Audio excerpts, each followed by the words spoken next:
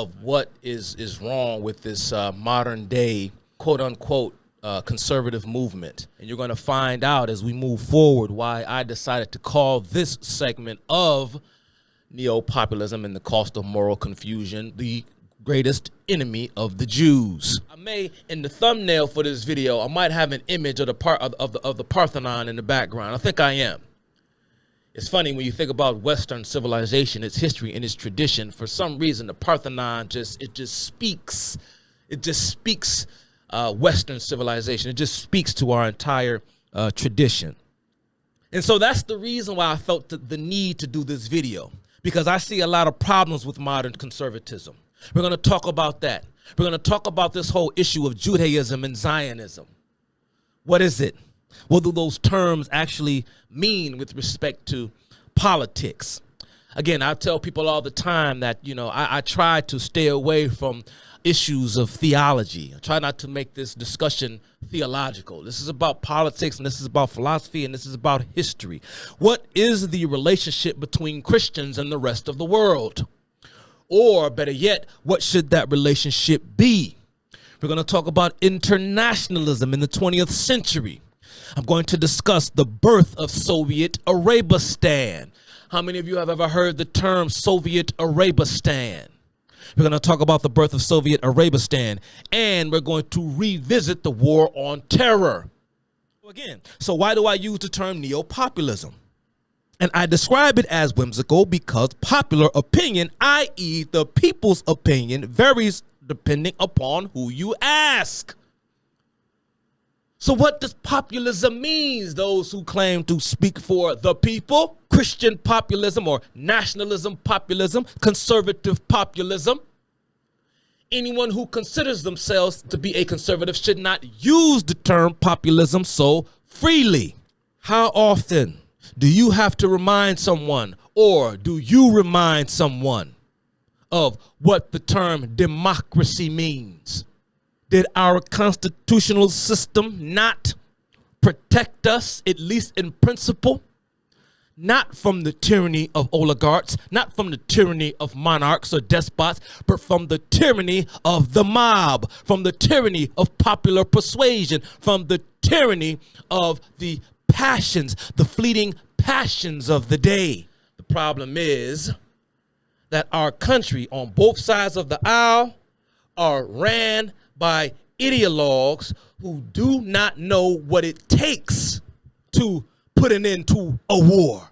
Again, the term endless wars is a pathetic and shallow platitude used by political and philosophical novices for the purpose of self-flattery. There's a lot of virtue signaling going on amongst conservatives too. Oh man, but it's about the contractors and our politicians and the fact that they got financial ties to all these independent contractors who produce these supplies and the weaponry and the things of that nature that are used for war. Because you have certain individuals who have a profit motive, if you will, in the expansion of war. Yes, that's true. And I believe there are ways in which we can defeat this. Our journey begins in the early 19th century in a city in Germany, in the North Rhine called Bonn. Bonn, B-O-N-N. This era marked the end of what is known to history as France's Rhine Campaign of 1796. This campaign was part of the larger Franco-Austrian War, also known to history as the French Revolutionary Wars. These wars began in 1792. Now, let me explain this era in 1792, what was going on. Well, France was in the midst of a revolution. France was going through a lot of economic changes. You had the revolt in Haiti. You had all sorts of things going on around the same time. You had a lot of economic issues going on in France. And what led to the more violent period, if you will, of the French Revolution. I think it was, you know, King Louis the 16th, when the capital of the political capital of France moved to the city of Paris, and Paris became the tail that was wagging the dog. And this is when France began to embrace or implement a more pure democracy, a pure democracy to the point of madness. And so you had a lot of things going on. And you had within France those that were loyal to the monarchy was trying to kind of reach out to other European monarchies to kind of seek their help to try to protect the French monarchy, because they believed that this anti-monarchical attitude was going to spread across Europe, which would lead to French revolutions all over the European peninsula. And so you had other European monarchies with a vested interest in putting down the French Revolution because they, of course, believed that this would make their monarchies susceptible to this same fervor, if you will, especially, before and after the death of King Louis XVI. And of course, all of this war and political turmoil led to the crowning of France's first emperor, Napoleon Bonaparte, aka Napoleon I. During the Napoleonic Wars, which went on from 1803 to 1805, France would conquer Egypt, Belgium, Holland, much of Italy, Austria, much of Germany, Poland, and Spain. The white man. The white man, the white man, the white man. The white man this, the white man this, the white man that, right? But if you listen to these hollow-headed poo-butt leftists, you would think that the white man is some monolith, that the white man or white civilization, white supremacy, what you call this? You would think that white people just always got along. From 1795 to 1814, France ruled much of Germany, parts of which included Bonn. Here is how Isaiah Berlin, I don't know if he was a Latvian-born Jewish philosopher and historian. I think he was born in 1909. He described the period as such, quote, between 1795 and 1814, Bonn was under French rule. The gates of the Jewish ghettos were flung open, and its inmates, after centuries of being driven in upon themselves, were permitted to emerge into the light of day. Personal freedom, or at any rate, and in large measure of it, economic opportunity, secular knowledge, liberal ideas, acted like a heady wine upon the children of the newly emancipated Jews. Think about what Isaiah Berlin is saying. Keep in mind the title of this part of the Neo-Populism and the cost of moral confusion is The Greatest Enemy of the Jew. Who is the greatest enemy of the Jews? I'm going to tell you. After the final defeat of Napoleon at the Battle of Waterloo on Sunday, June 18th, 1885, the Rhineland was annexed by Prussia. So you had the Kingdom of Prussia within the larger German Empire. Now, King Frederick William III was King of Prussia from November 16th to 1797 until his death in 1840. Thus, he was the ruler of Prussia during the Napoleonic Wars. King William III in 1815 began a return to the ancient ways. Starting in 1815 began a return to the ancient ways, reimposing most of the old restrictions upon the Jews of his kingdom, which created a crisis among the newly liberated. Some Jews, attempting to avoid the backstep of second-class citizenship, accepted baptism with varying degrees of sincere conviction. Noteworthy among them include radical journalist Ludwig Born, the famous German poet Heinrich Heine, which I could did a whole talk on Heinrich Heine, who once claimed to have met Satan, famous lawyer Edward Gaines, former founder of the German Conservative Party and constitutional lawyer Friedrich Julius Stahl, and the children of renowned philosopher Moses Mendelssohn. Mind you, I'm talking about all the people who converted to Christianity. These were Jews who converted to Christianity under the rule of King William III.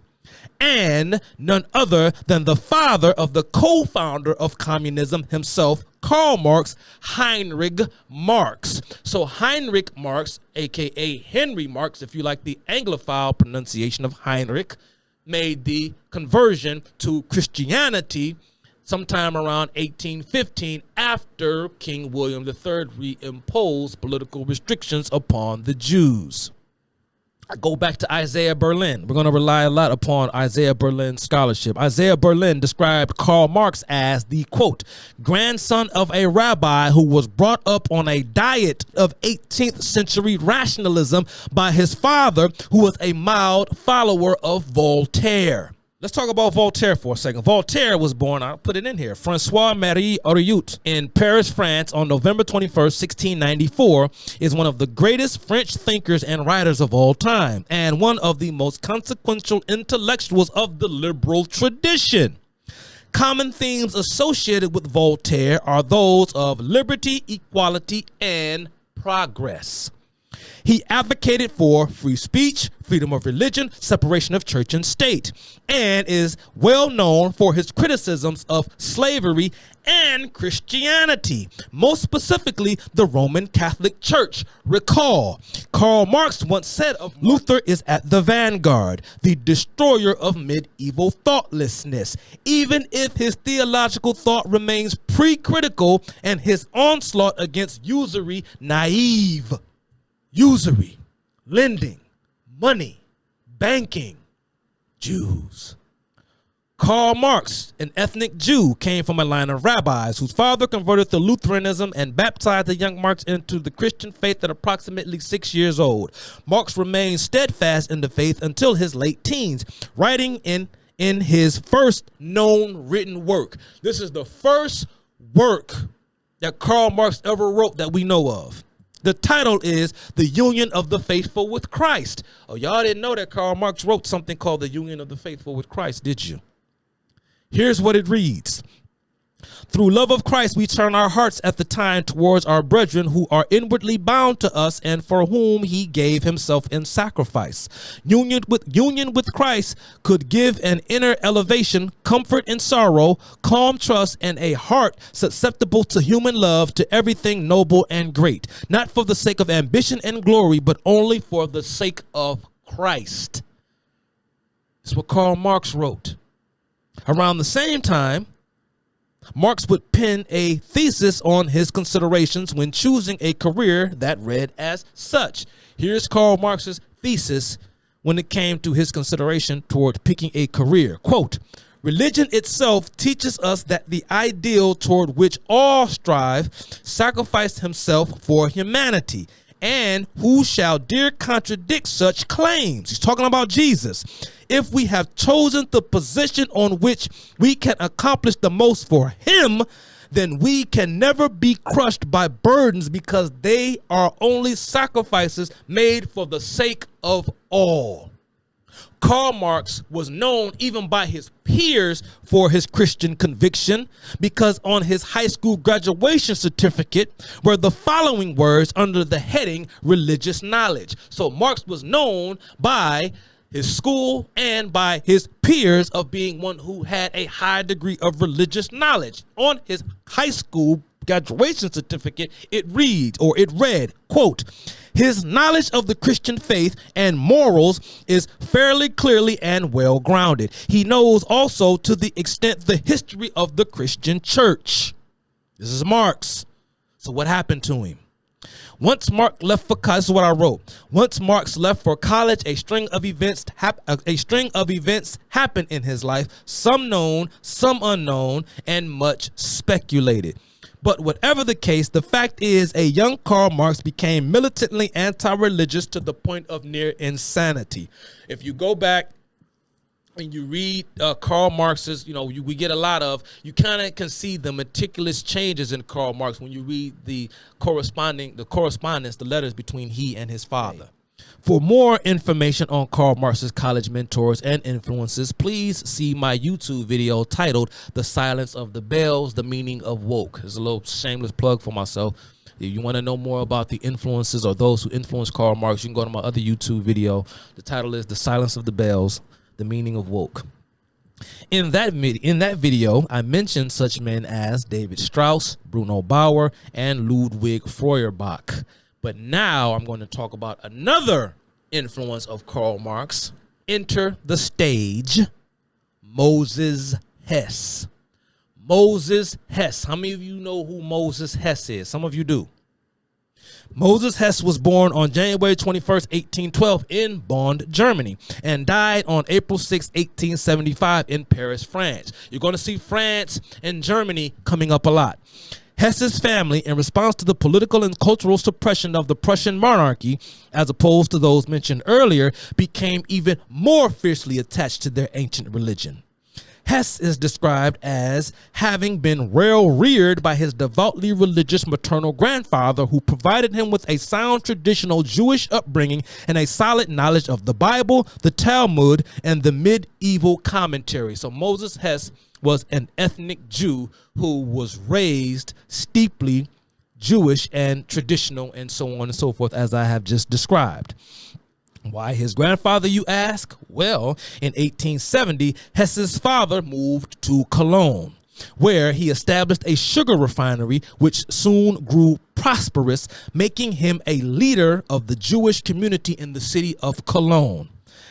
Hess's mother would die when Hess was 14, prompting his relocation to Cologne with his father. Upon him turning 18, his father reluctantly allowed him to attend the University of Bonn. Marx, too, was a student there, but there is no record of what Hess did when he was there, if he even went there at all. Going back to Isaiah Berlin. Isaiah Berlin describes Hess's life at this point as such, quote, "Listen, we know little about him at this time, only that, in common with a good many of other idealistic young men in Germany, he was deeply affected by the mystical nationalism and romanticism which then was sweeping over the German intelligentsia. His father wished him to enter his own expanding business." Moritz Hess, he was born Moritz, he changed his name to Moses, or not changed, he just started to go by Moses, as he was called at this time, flatly declined. So he declined to enter his father's business as a the sugar refinery business. He appears to have had no clear idea of what he wanted to do. He wished only to serve mankind, help the destitute, liberate the oppressed, and above all, not make money, since this appeared to him bourgeois egotism in its most repulsive form. This was the attitude of a young 18-year-old Moses Hess. Hess would live in his parents' home until 1837, relocating to Paris among the poor German immigrants who were mostly left-wing exiles. What are the revolutions of 1830? What are we talking about, the revolutions of 1830? How many of you are familiar with the revolutions of 1830? Here we go. The revolutions of 1830 were a string of rebellions against monarchies and conservative governments by liberals and revolutionaries in different parts of Europe from 1830 to 1832. The movement started in France, prompted by King Charles X's publication on July 26, 1830, of 4 ordinances. Number 1, dissolving the Chamber of Deputies. Number 2, suspending freedom of the press. Number 3, modifying election laws. And number 4, calling for new elections to the chamber that upcoming September. So that prompted the revolutions of 1830. This resulted in mass protests and upheavals, resulting in riots and armed confrontations. Some rebellions were successful, some were not. Poland was suppressed and absorbed into the Russian Empire, where it virtually remained until 1991. Revolts were also put down in Italy and Germany, but Belgium, however, successfully gained its independence from the Netherlands, and Greece, after several years of civil strife, finally gained its independence from the Ottoman Empire in 1831. The Ottoman Empire is going to come up in part 2 or part 3 of this discussion later on, when I start to bring up Islam and the creation of Palestine. Oh yeah, we going there. Here. Isaiah Berlin would describe the 1830 revolution as follows. Here's Isaiah Berlin once again. The revolution of 1830 had created immense hopes amongst the liberals of Europe, and Paris was fermenting with socialist sets and ideas, especially those affected by Saint Simeon and Fourierist doctrines. Who was for Charles Fourier. I mentioned him earlier. When it says Saint Simonian doctrine, what is he talking about? He's talking about Heinrich de Saint Simon. Who was Henry de Saint-Simon? He was another French socialist intellectual. Marx and Engels. That's all we know, right? Marx and Engels. Do we know about Charles Fourier? Who is Henry de Saint-Simon? As I mentioned in a prior talk as well, Karl Marx did not invent communism. He merely learned it, which by and large called upon men to reorganize and fight the evils of cutthroat competition and individual enterprise and the strife and destruction of both the bodies and souls of men inevitably entailed by them, and instead to cooperate in collective undertakings that would release the great productive energies of mankind in a planned and harmonious manner, and create universal prosperity, justice, and happiness on earth. Some of these men were confused dreamers. This is Berlin describing these liberal reformers and revolutionaries. Others were acute and highly practical organizers who understood the revolutionary consequences of technological progress. Idealistic and short-lived communist colonies and in America and elsewhere sprang from the former strain. Yes, you had communist colonies in the United States even before the Communist Manifesto was even written. From the latter grew the Suez Canal and Panama Canal. So here is Isaiah Berlin claiming that the Suez and Panama Canals were built by these communist communes. The new railway system of France, the novel technocratic notions and institutions of many sorts, from the industrial monopolies of the New Deal, from vast cartels and state-owned enterprises to 5-year plans and the welfare state. Where did the concept and the idea of the welfare state come from? Well, you might have to go to 18th century France to figure that out. The most radical of these trends was the continuing underground tradition of out-and-out communism. I'm still talking about Berlin, preached by the proscribed followers of the executed revolutionary Babeuf. His full name is François-Noël Babeuf. He was executed in 1797 by the guillotine. This is Babeuf, who declared that not merely the love but the possession of private property was the root of all evil. I thought Karl Marx made it up. And that justice or liberty were not possible without complete social and economic equality, which, in its turn, depended upon the total abolition of inheritance and of virtually all private ownership. Excerpt from a book written by Isaiah Berlin called Against the Current. Now, let's see. Now, remember, Isaiah Berlin was saying that in regards to the 1830 European revolutions. Sometime thereafter, Hess would earn the moniker as the first German socialist, publishing his first work in 1837 called The Holy History of Mankind, a work by a German that espoused socialist ideas over a decade before the original publication of the Communist Manifesto. Hess would write about the coming of a new society based upon freedom, collective ownership, harmony, and solidarity that he referred to as the New Jerusalem. Hess would meet and grow to admire a slightly younger Karl Marx, whom he referred to as, quote, the greatest philosopher alive today.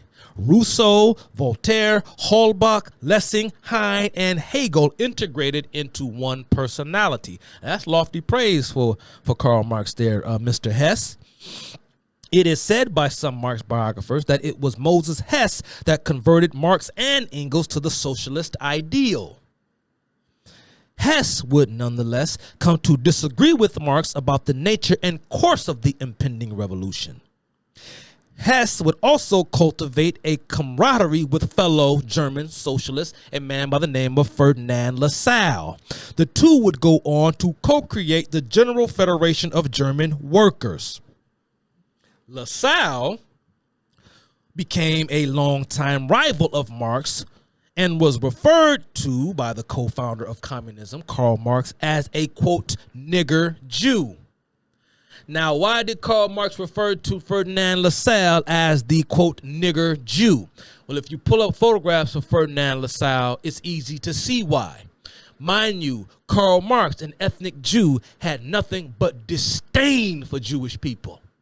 And you're going to see the history of it, and you're going to see the legacy and how these socialist revolutionaries, what their attitudes are, why they despise the Jewish people, how did it come this way, what happened, and also why, given this fact, or perhaps it isn't a fact to most because most people don't know it, why are today's Jews so predominantly left-wing? Some of them even extremely left-wing, like the likes of this moron Norman Finkelstein or Noam Chomsky or Howard Zinn and etc. How did the Jewish people get like this? We're going to find out. Marx, of course, and I also threw this in here, that Marx also had similar sentiments with regard to his own son-in-law, a man by the name of Paul Lafargue. Some of you all know who Paul Lafargue is. Paul Lafargue was married to Karl Marx's daughter, Laura. Both Laura Marx and Paul Lafargue were both, of course, Marxist theoreticians or Marxist revolutionaries. Of course, Paul Lafargue would go off. He and Laura would go off to both commit suicide. Now, Paul Lafargue was what? He too was Jewish, or at least half Jewish, I think, on his, let me see, I think I wrote it down because I always forget. Yes, I think he was Jewish on his mother's side. I think his maternal grandfather was a Jew, but he was a Frenchman. There's France. He had French heritage, but he was born on the island of Cuba. And on his mother's side, or his maternal grandmother, so both on his maternal side, his maternal grandfather was Jewish. Follow me now. His maternal grandfather was Jewish. His maternal grandmother was Jamaican. But he was sort of culturally French, but born in Cuba. So he embraced this attitude. Paul Lafargue would go on to say that he's oppressed 3 different ways. That's a quote of Paul Lafargue. He's oppressed because he has Negro blood. He's also oppressed, of course, because he's a Cuban, he's a West Indian, and he's also oppressed because he's Jewish. He was a Marxist through and through. But mind you, Karl Marx had nothing nice to say about Lafargue due to his Negroid blood. He commonly, of course, referred to Paul Lafargue as the, quote, Negrillo. Keep in mind that Karl Marx also, for all of you bliggity blacks out there, you so-called, you self-described Marxists, you Patrice Cullerses of the world, did you all know that Karl Marx was in favor? He supported American slavery, said that the blacks ought to be enslaved because Marx believed that by releasing the slaves, it would put the whole of the newly sort of developing system of international commerce at risk. Marx was not in favor of freeing the black slave. It was also Hess's embrace of Jewish patriotism, hence his moniker as the founder of labor or secular Zionism, that put him at odds with his friend turned rival Karl Marx. But how different were they? In 1868, Hess joined the International Working Men's Association, founded by Karl Marx, right? And the International Working Men's Association went on to become the first international, which is the prototype of the Comintern, i.e. the Communist International. Hess represented the workers of Berlin in the First International in 1868 and 1869 as a Marxist delegate, where he battled the likes of Pierre-Joseph Proudhon and Mikhail Bakunin because of his belief that their doctrines would disrupt working class unity. Now, what did Hess believe and what did Moses Hess write? Moses Hess, as mentioned earlier, died in Paris in 1875. However, his remains were transferred to Israel nearly a century later in 1961, where he was buried in the Kinneret Cemetery alongside other socialist Zionists such as Nachum Sacharin, Ber Bekorachov, and Burl Katznelson. The tombstone of Moses Hess reads, quote, Moses Hess, founder of the German Social Democrat Party. Hess penned a work titled Red Catechism for the German People, and its publication date is unknown. This work is no longer in publication. I tried to find an original copy of it, but I was fruitless in my effort. Now, before we get into the Red Catechism for the German people, let's talk about the word catechism for a second. What does the word catechism mean? Catechism is defined as a summary of the principles of Christian religion in the form of questions and answers used for the instruction of Christians, or a series of fixed questions, answers, or precepts used for instruction in other situations.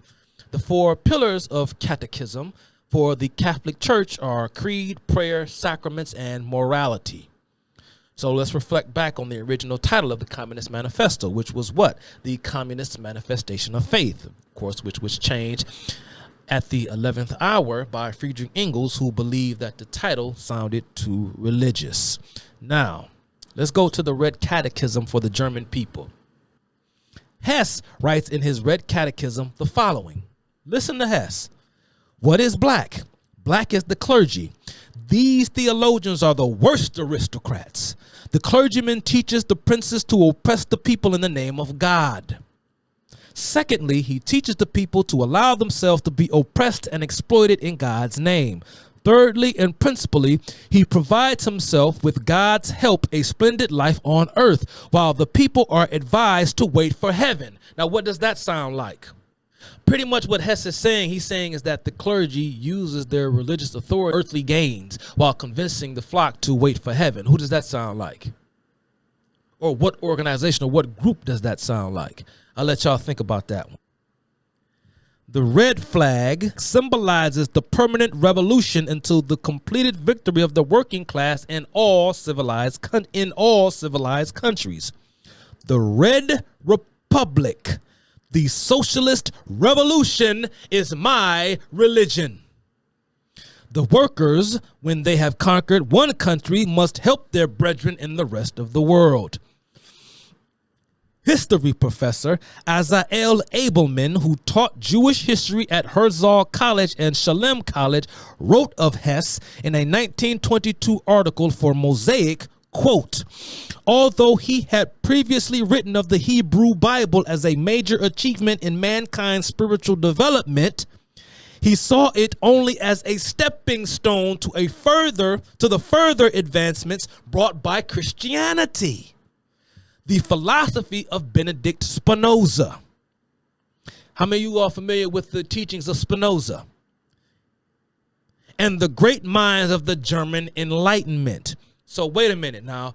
Hess is suggesting, according to Professor Abelman, that Judaism was one step in mankind's spiritual development, which led to the fulfillment of that spirituality in Christianity, which would further move into the great minds of the German Enlightenment. Not just the German Enlightenment. Of course, when we think of the Enlightenment, I consider them to be the trinity of the 18th century Enlightenment: Locke, Hume, and Kant. Kant is what? Kant was a native German.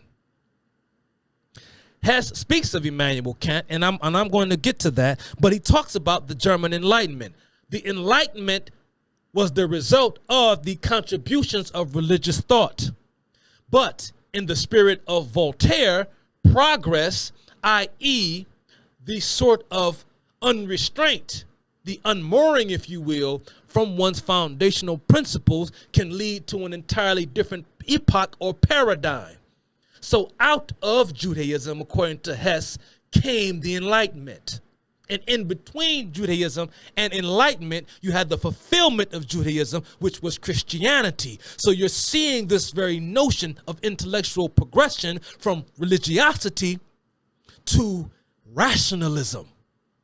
Richard Rormbrand, a Jewish Christian, he is a Jew, ethnic Jew, who is Christian, accepted Christ, is a professor of Jewish history, a Romanian priest and theologian, and author of the famous book Tortured for Christ, where he detailed 14 years of his life, during which time he was a political prisoner in his homeland of Romania by its communist government. Richard Rormbrand, a very, very, very interesting, to say the least, life lived by Richard Rormbrand. Much of the horrors that happened in the Romanian prisons like Pitești, we know because of the autobiographical information put forth by Richard Rormbrand. Here's what Richard Rormbrand said of Hess in regards to Hess's opinions of Christianity. Together with the propaganda of revolution, there are indeed a few nice words about Christianity as a religion of love and humanity, but its message must be made clearer. Its hell must not be on earth and its heaven beyond. The socialist society will be the fulfillment of Christianity. The socialist society would be the fulfillment of Christianity. Thus, Satan disguises himself as an angel of light. In fact, Hess is one of, if not the first socialist intellectual to incorporate race, writing in 1862 that race struggle is primary, class struggle is secondary. In arguably his most important work, a book titled Rome and Jerusalem, written by Moses Hess. I think the year of publication was 1862. In Karl Marx's work, you all are probably familiar with Karl Marx's work on the Jewish question. Karl Marx writes of Christianity and Judaism. Listen to what Marx had to say about Christianity and Judaism in his book on the Jewish question, which the entire book is a retort or a response to the opinions of his one-time collaborator and friend, Bruno Bauer. Here's what Karl Marx said of Christianity and Judaism. The most rigid form of the oppression between the Jew and the Christian is the religious opposition. We get that, right? Jews believe something different. Jews and Christians, they disagree. Fair enough. How is this opposition resolved? By making it impossible. How is religious opposition impossible? By abolishing religion. As soon as Jew and Christian recognize that their respective religions are no more than different stages in the development of the human mind, different snake skins cast off by history, in that man is the snake who slew them, the relation of Jew and Christian is no longer religious, but is only a critical, scientific, and human relation. Science then constitutes their unity, but contradictions in science are resolved by science itself.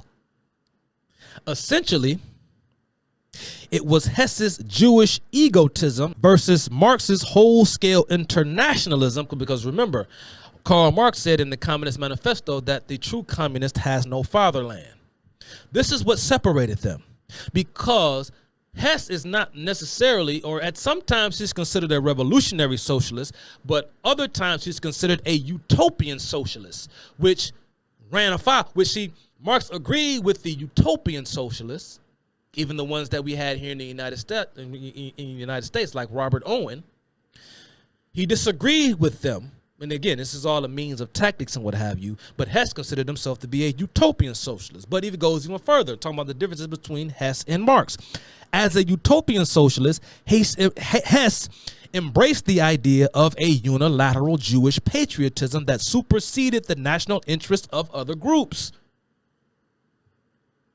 And in so doing, Hess arguably became the first prominent liberation theologian. Let me read that again. Hess, this is my opinion, Hess arguably became the first prominent liberation theologian. Writing, quote, this is Hess, our religion, talking about the Jewish religion, has as its point of departure the enthusiasm of a race which, from its appearance on the stage of history, has foreseen the final purposes of humankind, and which had a foreboding of the messianic time in which the spirit of humanity will be fulfilled, not only in this or that individual, or only partially, but in the social institutions of all humankind. the first liberation theologian. It is useless and insufficient to evaluate the people to elevate the people to real freedom and to make them participate in the goods of existence without freeing them from spiritual slavery, i.e. religion. For our God is no more than the human race united in love. When did Judaism become synonymous with this kind of talk? What master does this man serve? Listen to what he said. For our God is nothing more than the human race united in love. In Hesse's book, Last Judgment, he declared that the fellow German, Immanuel Kant, had, quote, this is how he describes Immanuel Kant's work. Kant had, quote, decapitated the old father Jehovah together with the whole Holy Family. Is this the way? Is this a religious Jew? This is what an observant Jew. This is how they talk. Is this what they believe? Immanuel Kant didn't even believe that, ladies and gentlemen. He completely bastardized Kant. I mean, it doesn't take a genius to know that that's foolish, to say such a thing about Immanuel Kant. You can say whatever you want to say about Immanuel Kant's his more liberal theology, but Immanuel Kant was some full-blown militant atheist who decapitated the old father Jehovah from the whole of the Holy Family. But ironically, while Hess is celebrated by some as the father of modern Zionism, those of you who are familiar with the works of Theodore Herzl may disagree with that. And no, don't worry, it's coming. I'm going to talk about that in the next video, or maybe by the third. I don't even know. I don't even know what I'm going to do next. But I'm going to put all of this in a nice, neat package for you. Because while Hess is celebrated by the father of modern Zionism, Hess, in his own book, this is the title of Hess's book, About the Monetary System. Listen to this fool. Hess would say, the Jews who had the role in the natural history of the social animal world to develop mankind into a savage animal have fulfilled their professional job. So the job of the Jew, according to Hess, was to turn everyone else into a savage animal based upon their usury. So again, they're taking their social, economic, and political beliefs and they are folding them over onto the religious praxis of the day. Let's go back to Marx. Here's another quote from Marx in his book on the Jewish question. Quote, Christianity sprang from Judaism. It has merged again in Judaism. From the outset, the Christian was the theorizing Jew. The Jew, therefore, is the practical Christian, and the practical Christian has become a Jew again. Christianity had only in semblance overcome real Judaism. It was too noble-minded, too spiritualistic to eliminate the crudity of practical need in any other way than by elevation to the skies. Christianity is the sublime thought of Judaism. Judaism is the common practical application of Christianity. But this application could only become general after Christianity as a developed religion had completed theoretically the estrangement of man from himself and from nature. The social emancipation of the Jew is the emancipation of society from Judaism. The greatest enemy of the Jews are people just like this, like Hess and like Marx. If they had the term Uncle Tom around back then to describe them, that's what they would have been called, because these are the people that sold their own brethren up the river. These are the people who sold the Jewish people out. The same exact people that's selling out humanity today. They sold their own people out. The same way in which these black preachers who are mainly Christian and the black intelligentsia has sold out the black community today. And it is easy to get blacks to buy into this nonsense. because that's what those who specialize in the soft sciences do. They prey upon minorities for the sake of their own hubris and for the sake of their own vanity projects. The Jewish people are no different, because ever since the days of Emperor Hadrian, the Jews have largely been a people without a homeland. So they bought into the nonsense of the Jewish intelligentsia that came to represent the whole of the Jewish people to their expense. But in many respects, Jewish people have been able to overcome the Jewish intelligentsia, and we're going to explain why. It's very simple. It's not a conspiracy. It's very simple. The great Thomas Sowell uses the term middlemen minorities to describe not only Jews throughout the world, but the Chinese in Southeast Asia, the Igbo in Nigeria, East Indians in Uganda, the Germans in Austria-Hungary, Armenians in Turkey, and so on and so forth. But they have converted high business success into educational success, which led to many Jews transitioning into secular intellectualism at the expense of religious and cultural traditions. So, again, if I haven't made the point clear, the issue in and of itself, if you all want to know, there's a very interesting book I advise you all to go read. I've told you all about this book before. Go and pick up a book titled The Ordeal of Civility, written by John Kadahi.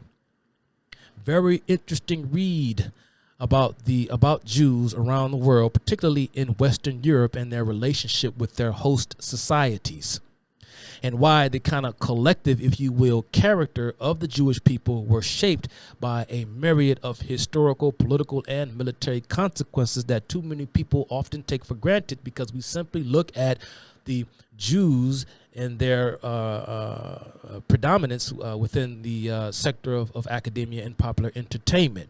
But it's far deeper than that, because the issue in and of itself isn't so much about the Jewish religion and Jewish history and Jewish customs and so on and so forth. There is a tradition, if you will, within the intelligentsia as a result of the consequences of the Enlightenment movement of the 18th century. This is when our universities in the 18th, 19th century began to overtly transition from institutions. I'm talking about the universities now. The university as an institution began to transition away from an institution that was predicated upon a more theological based tradition to a more scientific or rationalist based position. And that became, to our detriment, that became the defining characteristic, if you will, of the university class, or the university system. It is, as an institution that is in the business of promoting the secular religion. And so, because of the Jewish success in business, because dealing in abstraction, going off into academia, into higher education, is a luxury that is afforded to those who specialize, if you will, in things that are far more practical first and foremost. So therefore, that person can forego things that bring about immediate subsistence, if you will, for the purpose of gaining a higher education. Remember that in the 20th century, during the progressive era, Jews have become so dominant in the Ivy League. Remember, the Ivy League went and took steps, particularly places like Harvard, to keep Jews out, because Jews were disproportionately represented as enrollees in the Ivy League. And a lot of that has nothing to do with inherent intelligence. It has everything to do with a cultural tradition that made them successful in business, which afforded them the opportunity to transition into higher education, because people who make a living with their hands require immediate subsistence, which promotes them or prompts them to despair or to do away with abstract concepts.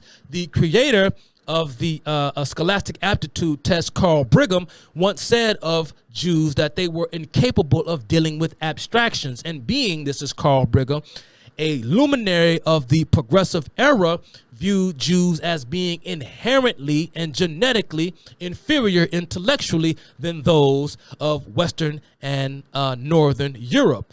This is particularly we're talking about a period in the United States when a lot of Jews made the transition or made the trek over to the United States from parts of Eastern Europe as opposed to parts of Western Europe. You had your more Germanic Jews from Western and Northern Europe who had come to the United States in the late 19th century. You had Eastern European Jews coming to the United States in the early 20th, and there was a disconnect between those of Eastern European extraction and those from Western European extraction. Anyway, hence, from 1901 to 2020, almost a quarter of all Nobel Prize winners have been thought to be Jewish or were raised Jewish. And of that quarter, a third of them have been in economics. See Milton Friedman. For every Noam Chomsky and Norman Finkelstein and Howard Zinn and even the ones in the media from Wolf Blitzer and Fake Tapper, Secretary of State Blinken, Bernie Sanders, Chuck Schumer. Conservative Jews have a name for them. They call them self-hating Jews, is what they call them. This is why I titled this installment, The Greatest Enemy of the Jew. The greatest enemy to the Jews is the secular Jew. No one hates Jews more than the secular Jew. While Jews make up less, get this now, almost a quarter of the Nobel Prizes awarded from 1901 to 2020 have been awarded to Jewish people. Of that quarter, a third of them have been in the field of economics. While Jews make up less than 1% of the world's population and have never been more than 3% of any country's population, except Israel. Jews have been more prone to assimilation in Western countries such as England, France, the United States, Canada, and Australia, where human capital is more widely diffused amongst the general population, as opposed to Muslim majority countries or Eastern European states, where, as a result of the lower degree of highly marketable skills amongst the majority population, has recently led to higher rates of anti-Semitism. It's not rocket science, Candace Owens. From the Middle Ages onward, Jews have been the convenient scapegoat for political demagogues and opportunists. It's not some deep mystery or some protocols of the Heralds of Zion conspiracy. Jews display cultural habits that produce successful outcomes. It's that simple.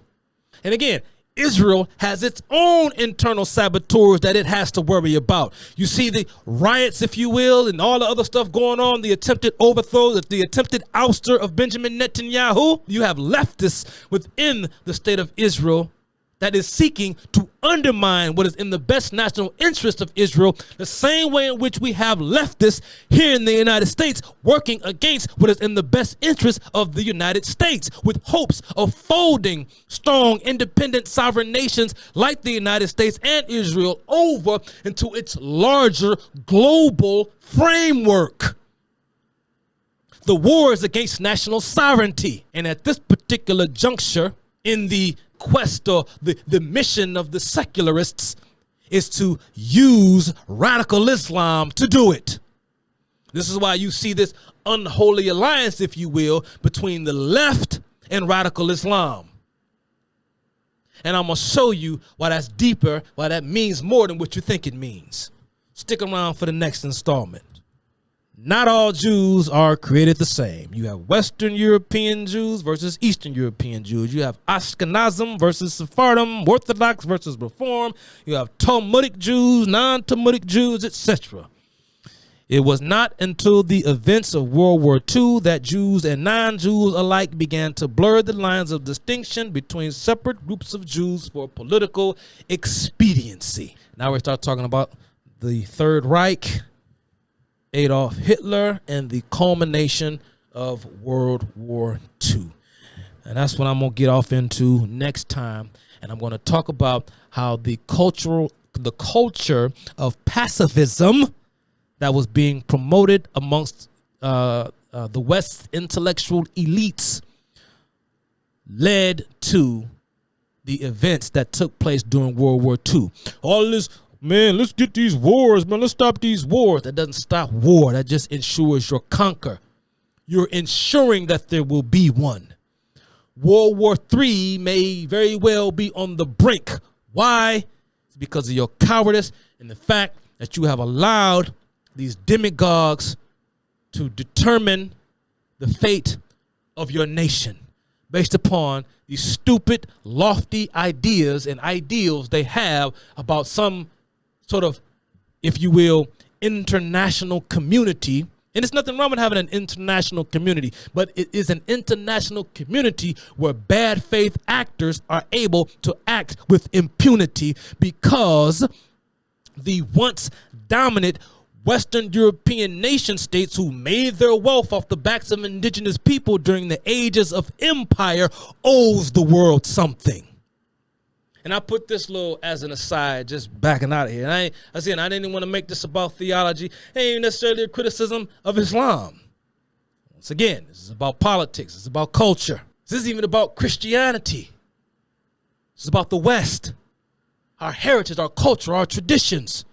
Our traditions come from Plato, Aristotle. Those weren't Christian men, those were pagan men. Everybody running around throwing this term pagan around don't even know what it means. This is why men like Justin Martyr referred to Aristotle and Plato as, quote, saints before Christ. Because many of those in the pagan world, like Heraclitus, who was the first pagan intellectual on record to suppose that the universe was created by an entity outside of space and time, he knew almost word for word to a man exactly what we have come to find out thanks to the history of the Jew and the gift of salvation that was made possible according to, what is it, John 4, I think it's chapter 11, about the Samaritans. For you worship who you know not, for we know who we worship, for salvation comes from the Jews. But again, y'all, it's, I'm just a sycophant. It's not about Christianity, it's not about Islam, it's not about Judaism. It's a class of civilizations, a class of cultures. This is about, will the West survive or will it not? Some of you so-called America first, I'm MAGA. You're going to MAGA our asses right into oblivion. Who is Ruth Fisher? She was the founder of the Austrian Communist Party. The party was founded in 1918. And she led the Communist Party of Germany in the early 1920s. It's funny. I'm talking about, from the Austrian Empire and the Hungarian Empire and then the Hungarian, Austrian Empire, Germany, and so on and so forth, Prussia. There's a whole slew of situations that went on there in that particular region of the world for centuries. But Germany, there's this weird Germany. See, we talk about Russia, right? We talk about the Communist Revolution, October Revolution of 1719, or the first sort of Communist Revolution in Russia in 1905.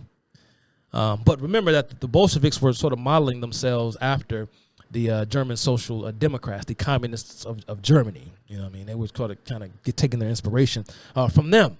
So a lot of this stuff came from Germany. But what also came from Germany? Nazism. National Socialism. I wonder what's going on. Germany.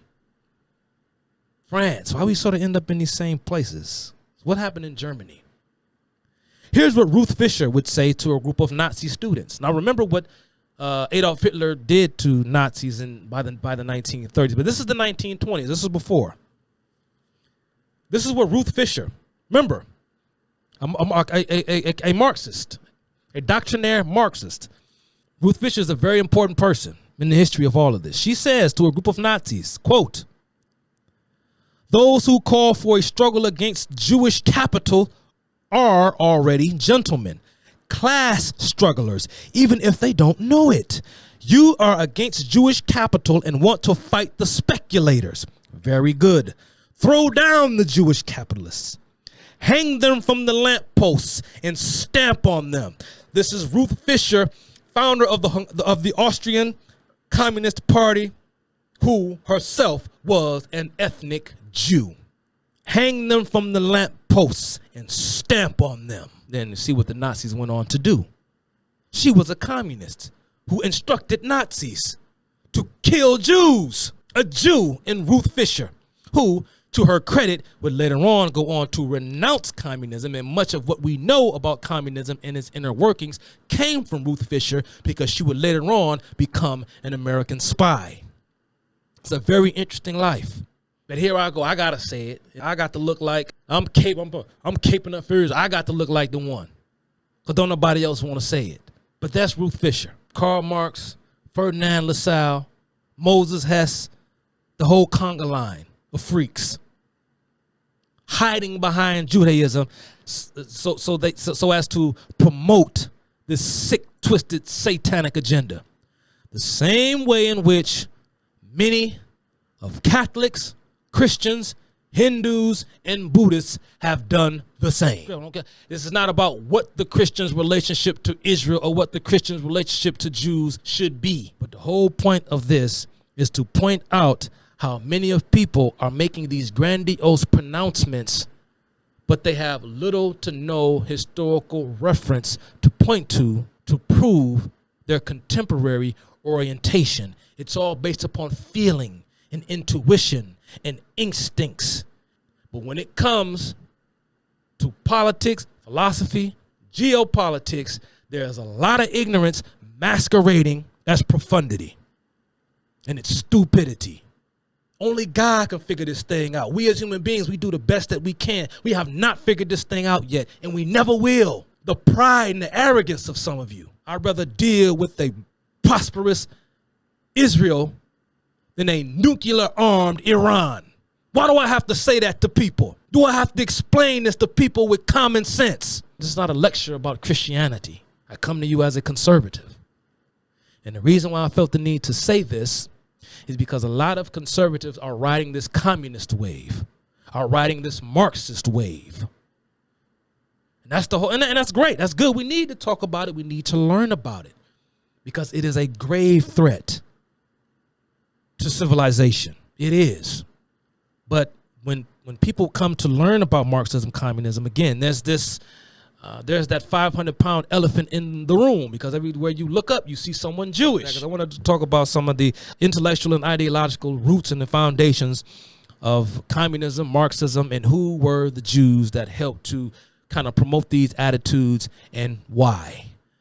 Many of folk are the product of the university system that was sort of redefined in the wake of the Enlightenment and has remained the same ever since. And again, I want to talk about, again, the socialist origins of the creation of Israel, Joseph Stalin's relationship with Israel or lack thereof during that particular time, and how the Comintern in the 1920s set forth a policy to create a Soviet Arabistan, as I mentioned earlier.